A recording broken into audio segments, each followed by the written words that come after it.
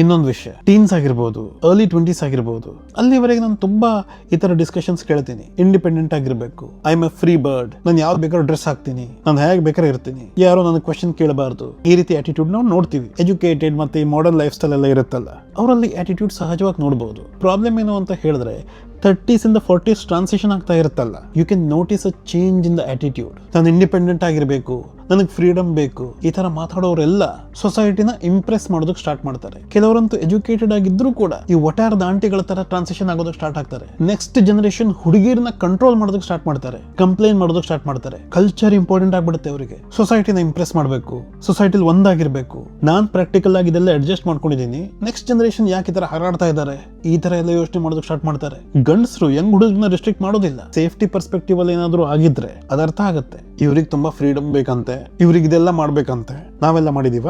ಒಂದ್ ಎಕ್ಸಾಂಪಲ್, ನನ್ನೊಂದು ಫ್ರೆಂಡೇ ಇದ್ದಾಳೆ. She was pretty modern in Har college. Modern thoughts ಆಗಿತ್ತು, ಮಾಡರ್ನ್ ಡ್ರೆಸ್ ಆಗಿತ್ತು. ಇವಾಗ ಟ್ರಾನ್ಸಿಷನ್ ಆಗ್ತಾ ಇರೋದ್ರಿಂದ ಆಟಿಟ್ಯೂಡ್ ಚೇಂಜ್ ಆಗೋದಕ್ಕೆ ಸ್ಟಾರ್ಟ್ ಆಗಿದೆ. ಈ ಹುಡುಗಿರೆಲ್ಲ ಸ್ವಲ್ಪ ಜಾಸ್ತಿನೇ ಮಾಡರ್ನ್ ಆಗ್ತಾ ಇಲ್ಲ, ಸ್ವಲ್ಪ ಜಾಸ್ತಿನೇ ಫ್ರೀಡಮ್ ಸಿಕ್ಕಿಲ್ಲ ಇವರಿಗೆ. ಎಲ್ಲದಕ್ಕೂ ಒಂದು ಲಿಮಿಟ್ ಅಂತ ಇರುತ್ತೆ. ಈ ತರ ಸ್ಟೇಟ್ಮೆಂಟ್ಸ್ ಗಂಡಸರು ಹುಡುಗರಿಗೆ ಹೇಳ್ತಾ ಇರೋದು ನೀವು ನೋಡೋದಿಲ್ಲ. ಹೆಂಗಸರಿಗೆ ನೆಕ್ಸ್ಟ್ ಜನರೇಷನ್ ನ ಅದೇನೋ ಕಂಟ್ರೋಲ್ ಮಾಡುವಂತ ಒಂದು ಆಟಿಟ್ಯೂಡ್ ಬರುತ್ತೆ. ಹುಡುಗಿರ್ ಫ್ರೀ ಆಗಿರೋದನ್ನ ನೋಡಿದ್ರೆ ಅದೇನೋ ಅವ್ರಿಗೆ ಡಿಸ್ಕಂಫರ್ಟ್ ಆಗ್ಬಿಡುತ್ತೆ. ಸೊ ಈ ತರ ಕಲ್ಚರಲ್ ಬಲೆಗೆ ಸಿಕ್ಕಾಕೊಂಡ್ಬಿಟ್ಟಿದ್ದಾರೆ. ಎಲ್ಲೋ ಒಂದು ಚಿಕ್ಕ ಪರ್ಸೆಂಟ್ ಅವರು 40s 50s ಅಲ್ಲೆಲ್ಲ ಹೋಗ್ಬಿಟ್ಟು ಅವರು ಅವಾಗ್ಲೂ ಮಾಡರ್ನ್ ಆಗಿರ್ತಾರೆ. ಅವ್ರ ಯೋಚನೆನೂ ಸ್ವಲ್ಪ ಮಾಡರ್ನ್ ಆಗಿರುತ್ತೆ. ಇಲ್ಲ ಮ್ಯಾಕ್ಸಿಮಮ್ ಎಲ್ಲ ಹೊರಗಡೆ ಮಾತ್ರ ಮಾಡರ್ನ್, ಒಳಗಡೆ ಮ್ಯಾಕ್ಸಿಮಮ್ ಒಟಾರದ ಆಂಟಿಗಳೇ. ಸೊ ಇದು ಈ ತರ ಇದೆ ಅಂತ ನಿಮ್ಗೆ ಗೊತ್ತಿರಬೇಕಾಗತ್ತೆ. ಅದು ಹೇಗೆ ಚೇಂಜ್ ಮಾಡೋದು, ಹೇಗೆ ಕಂಟ್ರೋಲ್ ಮಾಡೋದು